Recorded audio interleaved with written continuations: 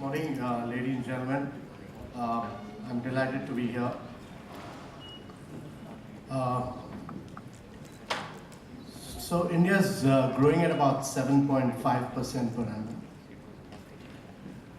The challenge is to make it grow at about 9 to 10% per annum, year after year, for 3 decades or more, to be able to lift a very young population above the poverty line.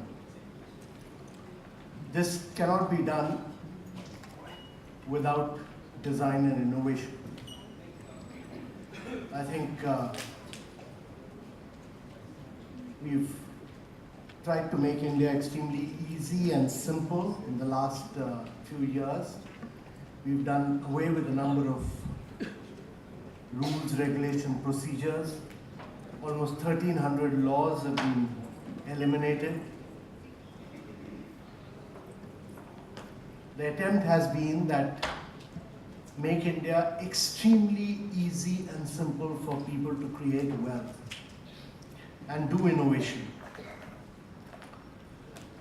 So India jumped up about 65 positions in the World Bank Ease of Doing Business.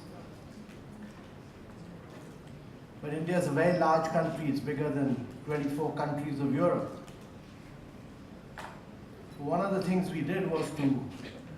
One of the things we innovated was to make states compete with each other on making India easy and simple.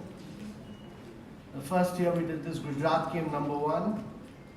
But the very next year, Andhra beat Gujarat. And the third year, a young state like Telangana did this. So there's been an immense focus on states becoming easy and simple, so that many of you could do your innovation in these states. The second thing we've done is that for innovation to flourish, India must be an integral part of the global supply chain. Therefore, we opened up our foreign direct investment regime in a very big way. At a point of time when across America, across China, there's protectionism, India became a very liberal FDI regime. From insurance to pension funds to real estate, every area we opened up. And therefore, our foreign direct investment grew by about almost 62% at a point of time when FDI across the world was falling by about 16%. Between April 14 and June 2018, we've attracted $240 billion worth of investment into India. And that brings in technology, that brings in innovation, that brings in design. And therefore, the clear belief that protectionism does not pay, but you allow external forces to come in and make an impact in India. The third point I want to make is that India is seeing a lot of vibrancy, dynamism, and energy in its young startup movement. We have close to about 19,000 startups, several of them in high-tech areas, many of them doing unique work in the field of education, in health, in nutrition, in social sectors. There's a young girl called Pranshu Bhandari who started with teaching Mandarin and Chinese and soon realized that the demand was for teaching English and has ended up teaching 9 million Indians how to speak English in 1 year through her app, Hello English. There's no school or college has been able to do it.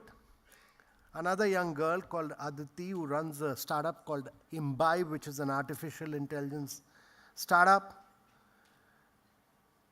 She tracks students in Rajasthan based on, much like we track Uber vehicles longitudinally and latitudinally. And she's been able to find out how students have been performing in maths, physics, chemistry, history, and those who require extra dosage of education based on the vast amount of data and artificial intelligence provides them extra education, and therefore learning outcomes have improved radically. We have a young boy, 26 years old, Ritesh, Agarwal, who started Oyo and today has more inventory of rooms than Taj, Oberoi, ITC all put together. What they achieved in over 100 years, he's done it in 5 years' time and is now making inroads in Australia and China with his brand of hotels. And it's all about 3-star hotels, clean design. He calls them townhouse, neat and clean towel, clean bathrooms. And it's an amazing story. Or look at the story of Baiju, which in the field of education, where Mark Zuckerberg has invested his personal money into that startup, and which has made, he became a unicorn, and in about less than 5 years' time is a $5 billion startup. Or look at Ather Energy, which does a smart scooter in Bangalore, and you have to look at the design of that scooter in terms of its smartness. It's not merely a smart scooter in terms of tracking the history of the person who's riding that vehicle and the distance he's traveled, or tracks the performance of the driver, but it's an amazing electric scooter and has the potential to be the Tesla of the scooter world. So I can go on and on about this tremendous energy, but the important thing is that while Silicon Valley is the most innovative place in the world, it has no challenges. So you have the best innovators of the world without any challenges. All the challenges are in India. The challenge of how do you provide seed and fertilizer to your farmers based on soil and weather conditions on a real-time basis, or how do you design your flyovers, which will enable you to build them in about 60 days' time, which is technologically feasible rather than in 5 to 6 years that we take, or how do we convert our waste into energy, or how do we recycle our water. All these are challenges of India, and we must find solutions to the problems of India in India. And if we are able to find solutions through innovation, design, technology in India, then you are actually finding a solution not for the 1.3 billion people of India, but for the next 7 billion people of the world who will be moving from poverty to middle class in the next decade. And that is really the big challenge. The challenge is that the world is going through a process of urbanization, the process of lifting people from poverty to middle class. The fourth point I want to make is that how we urbanize in the years to come will be one of the biggest challenges. As I speak here today, every minute there are 30 Indians moving from rural areas to urban areas. If you go by the latest McKinsey study, by 2050, you will have 700 million Indians getting into the process of urbanization. 700 million Indians means that the challenge for India in the next 5 decades is to create 2.5 Americas. When America urbanized, land, gas, and water were cheaply available. And because they were cheaply available, America had the luxury of designing cities where you could live in New Jersey, travel to New York, have big, big limousines, guzzle gas, because gas was easily available. Or you could design a city like Atlanta, where 99.2% of the people travel by cars. Nobody cycles, nobody walks, nobody uses public transportation. So American cities were designed by urban planners for cars and not for people. There was no concept of public transportation. The same model was copied by the Chinese, and therefore we've ended up designing and innovating some of the most polluting cities in the world. The process of urbanization has ended across America. It's ended across Europe. It's nearing its completion in China. But the process of urbanization has just begun in India. And in the next 5 decades, we will do more urbanization in India than what we've done in the last 5,000 years. And therefore, the challenge is, how do we design for new urbanization? How do we do innovative and sustainable urbanization? This is the key challenge. And all of you who do creative thinking, for you the challenge is to think about urbanizing for new cities of the future in India. There cannot be a better example of doing sustainable urbanization than what India can deliver. And therefore, the key challenge is, how do we urbanize for the next 700 billion people of India in an innovative and sustainable manner? And many of these lessons, they don't come from the western part of the world, they come from the eastern part of the world. They come from Singapore, which has done compact, dense urbanization, but this recycles all its water. And almost 15% of the recycled water is used for human consumption.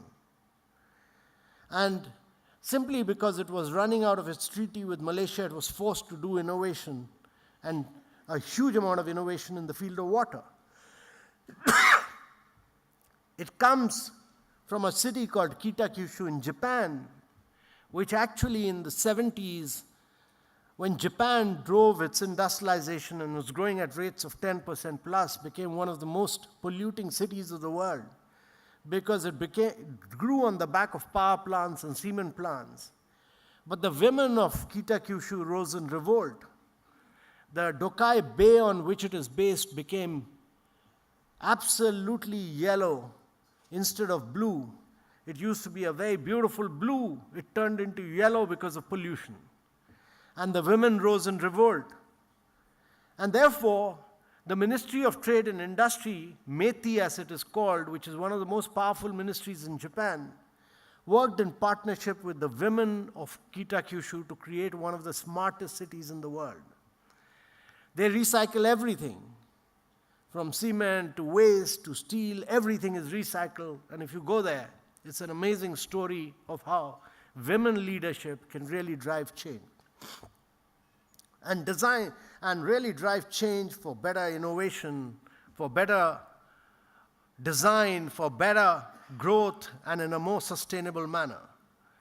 The lessons come from the city of Yokohama, where one of the women mayors actually drove the segregation of waste at household level and turned it into a massive mass movement and led to the reduction of waste in Yokohama by almost 40%. And these are unique stories of innovation. These are unique stories of working at the grassroots level to create better living. They come from a city called Curitiba, where the city mayor was able to do mass transportation, and today within 3 minutes of walking, every single individual is able to get a public transportation. And therefore, there are very few cars, everybody uses a public transportation. And therefore, how you design and how you plan and how you innovate for new urbanization in India really holds the key to a better world. And I think this model of design and innovation of urbanization which India throws up will really hold the lesson for the world of tomorrow. And therefore, all creative thinkers here who've assembled here really look at innovation, creative thinking from the perspective of new urbanization. It's the model of sprawling cities, the model of large urban sprawls is the model of America is dead. And to my mind, compact, dense urbanization on the back of public transportation provides for better living. And therefore, how do you embed next generation technology in this model of urbanization holds the key. Because today, technology enables you to leapfrog. And therefore, one of the big things that's happening in India is the powerful use of technology. We are the only country in the world which has 1 billion biometric. No other country in the world has a biometric for every citizen. Every Indian has a biometric today. We are the only country in the world with 1 billion bank account, and we are the only country in the world with 1 billion mobile. No other country in the world has this, what we call the jam trinity. And it enables us to do unique things. And actually, in the last 4 years, it has led to the cost of data falling by about 23 times in India. And India's mobile data consumption is more than the mobile data consumption of USA and China put together. What this enables us to do is to really use data. And actually, if you look across India, the process of digitization has been so immense. The new goods and services tax, which enables India to be a one-tax country, is about digitization. There's no paperwork, it's all digital. In India, 98.6% of the people pay direct tax online. There is no paperwork, and 95% of it gets settled within a period of 6 months. It's all digital. We have a new Ayushman Bharat scheme, which is a health insurance scheme, which provides insurance to 500 million Indians, which is more than the population of USA, Europe, and Mexico put together. 500 million Indians. And this scheme is entirely digital. It's paperless, cashless. It's portable. So all this is vast amount of data. Vast amount of data. And this enables, all this data actually will make India data rich before it becomes actually rich. We'll be the only country which will be data rich before we become rich. No other country in the world has had this. They all became rich and then data came. In India's case, it will be data rich before it actually becomes a very rich country. And therefore, India will throw up a vast amount of data. And data using machine learning and artificial intelligence, Indians will be able to do innovation, design, and financial inclusion of the kind which the world has never seen before.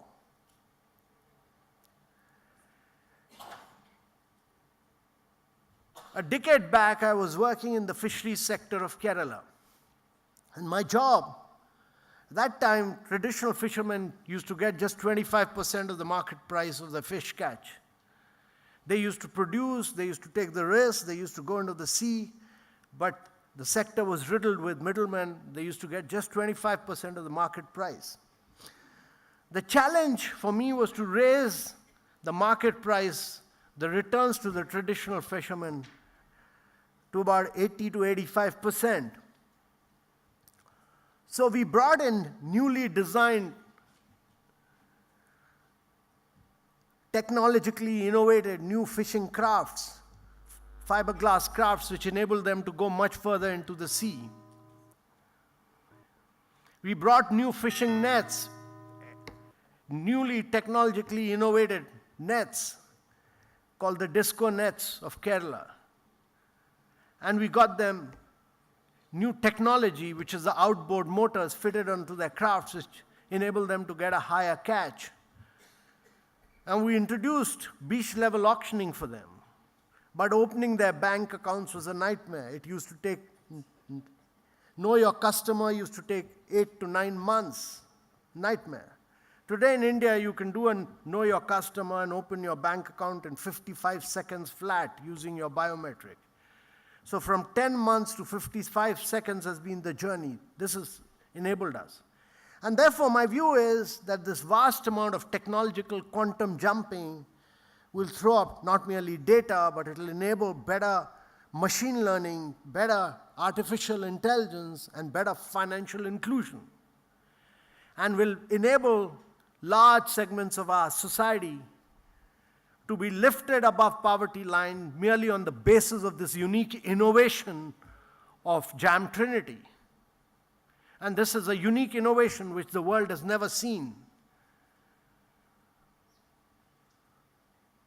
So while what took America and Europe 100 years, it was possible for China to do it in about 25 years. The challenge is whether India can do this in 15 years to lift vast segments of the people above poverty line, doing innovation, creative thinking, and better use of technology. And therefore, I haven't actually, most Indians do their work on mobile phone these days. We have a unique product called the Unified Payment Interface, where 144 banks get interlinked at the bank. And actually, I haven't used my debit card, credit card, or my ATM machine for the last close to about 14, 15 months. I only use my mobile phone using the Bheem app or Google Pay. And therefore, my view is that in 4 to 5 years, India will be the first country in the world which will make debit card, credit card, ATM machines all technologically redundant. We'll all be using our mobile phones to do all our payments across the board, using either QR codes or Google Pay or Bheem app.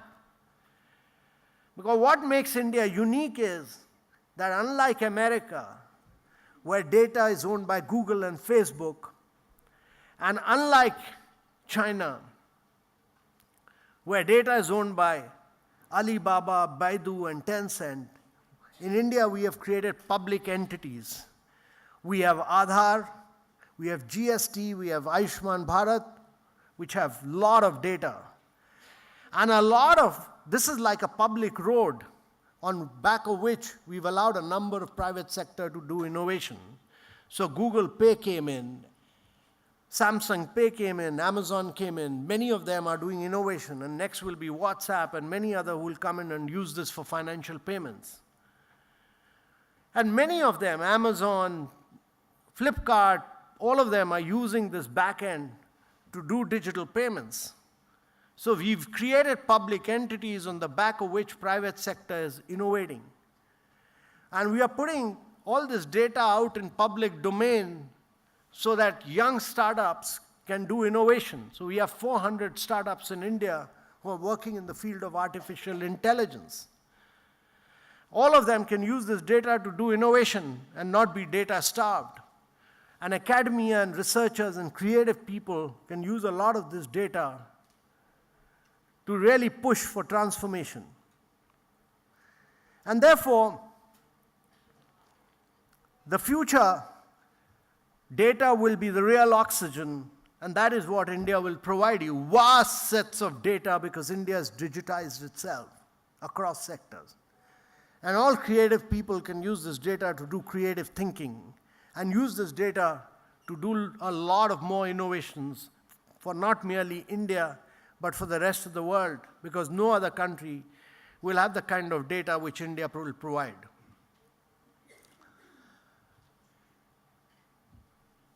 The next point I want to make is that actually India does a lot of innovation.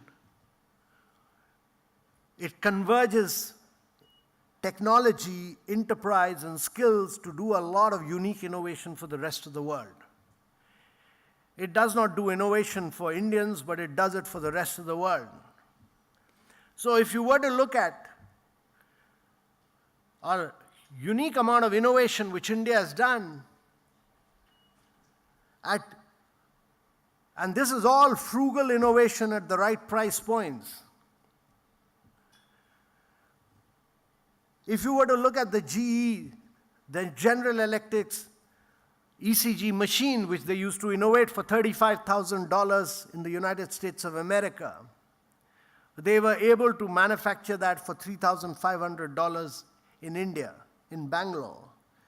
And that has enabled them to do an ECG for $1 as compared to $35 in the United States of America. $1 versus $35. And this is all innovation happening in India. If you were to look at John Deere's 60 HP tractor, it was innovated in India. If you were to look at Honeywell's turbocharger, it was innovated in India. If you were to look at Microsoft's Bing, it was innovated in India. If you were to look at Philips' low-cost sound recording machine, it was innovated in India. So we have about close to 1,300 multinational corporations who have relocated their engineering and R&D to India to do innovation from India for the rest of the world. And that is why Samsung's entire 3G, 4G, 5G, all its innovation has happened from India. I was in Bangalore a fortnight back, and I went to Shell's new R&D plant where they have converted waste into diesel and petrol to BS6 standards, the most advanced and cleaner than BS6 diesel and petrol using India's waste, which technology now they are selling to the rest of the world. Or if you were to look at IBM, Cisco, Huawei, all of them are innovating from Bangalore, Hyderabad, Pune now for the rest of the world. In fact, SAP's whole innovation, SAP's entire innovation for the fashion industry, it provides the best technology for the fashion industry, but all its innovation for SAP has happened from Bangalore. And if you were to look at, it started with Texas Instruments, but today we have about close to 1,300 multinational corporations doing their engineering R&D from India, providing jobs to about 800,000 people, and doing almost unique amount of work to do frugal engineering. And that is why a huge amount of innovation has happened in India in the world of pharmacy. And if it wasn't for India, medicine could never have been sold at the right price points to the rest of the world. If you'd left it to American multinational corporations, vast segment of the world's population would never have got medicine. India innovated, it created its unique brands of generics and sold medicines at right price points for continents across the world, including Africa, to get medicine at the right price points. And that's the reason why Suzuki manufactures Baleno here and exports it back to Japan, because we are able to do it at the right price points. And Hyundai came into India looking at the domestic market, but actually exports 65% of its production to the rest of the world. And therefore, India has been a unique center for innovation, for technology, for skills, all converging together to do unique frugal engineering. And therefore, my view is that all of you need to look at India not merely as a vast domestic market, but look at India as a springboard for the domestic market must be used as a springboard for exports. It provides a massive opportunity to penetrate global markets, because we are the only country which has top-class entrepreneurship, which has digital technology, and which provides a vast market, and all in a democracy. All in a democracy where there's a vibrant culture of debate and discussion. And therefore, I've always believed that it's not about manufacturing. It's about design and innovation. You can have Make in India, but Make in India will add only 5 to 7% of the value. The real value is in design. The real value, 95% of the value, is in design and it's in innovation. And therefore, India must become the land of design and innovation. What many multinational corporations are doing in India, using Indian minds, Indian companies must do. Indian companies must become the most innovative and must break the frontiers of design to penetrate global markets. That really holds the key. And therefore, to my mind, these are very exhilarating moments across the world. These are challenging moments because technology is breaking new grounds and is breaking boundaries. And the challenges of India, only Indians can find solutions, and those working in India can find solutions to the unique problems of India.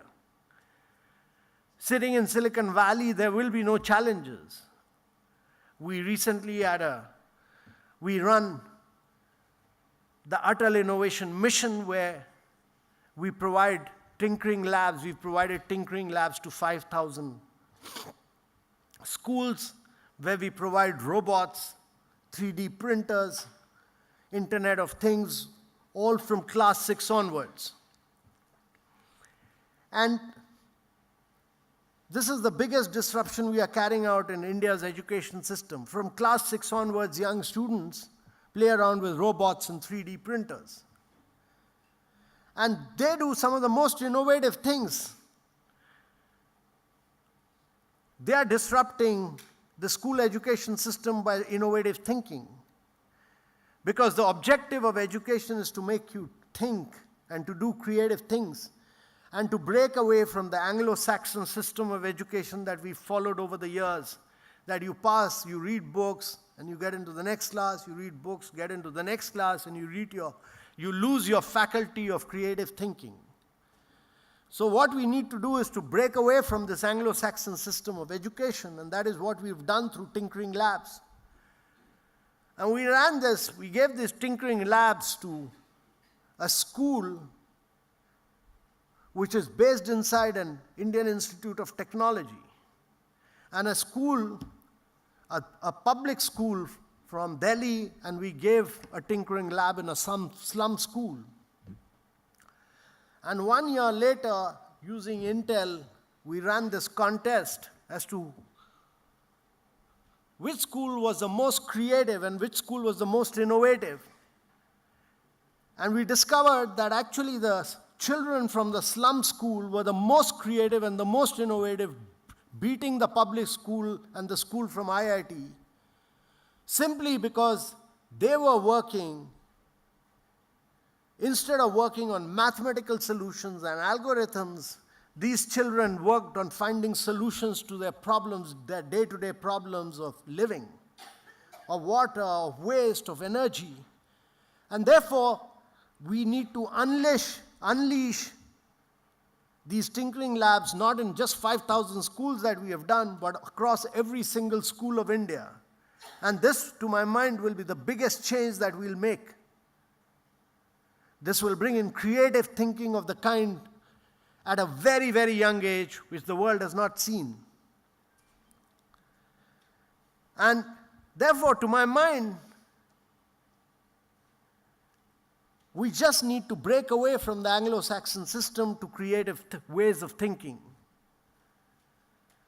We, in India, have a unique opportunity.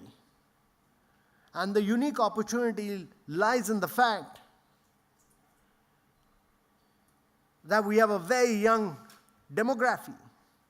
The average age of an Indian is just 29 years, and this, to my mind, is the biggest social and economic change that is taking place across the world. that India will keep getting younger and younger and younger till 2042, whereas the world, Europe and America, will keep getting older and older. And there will be 8,500 Americans retiring a day, 8,000 Germans retiring a day. But India will have very light dependency burden. And therefore, a young population is far more creative, far more dynamic, has light dependency burden, and can do great innovation. And therefore, the challenge, ladies and gentlemen, to my mind, is that quite often in India, we've got into sunset industries. And when you get into sunset industries, it's very difficult to create wealth because the world market has already been captured by other countries. You will do innovation, but the values will all be by someone else who's already taken, who's ahead of you in the value chain. And therefore, the challenge for us in India is to get into sunrise industries. They hold the key to the world's future. The world is in the midst of one of its biggest disruption of moving away. The fourth industrial revolution is digitizing the world. The process of manufacturing is getting digitized. From the consumer to the manufacturing place, all getting interlinked digitally, and the actual production at the floor space is based on what the individual consumer wants. I've traveled to Tesla, I've been to Jaguar, I've been to the Nissan factory and the Toyota factory, and what it demonstrates is the increased digitization of the manufacturing.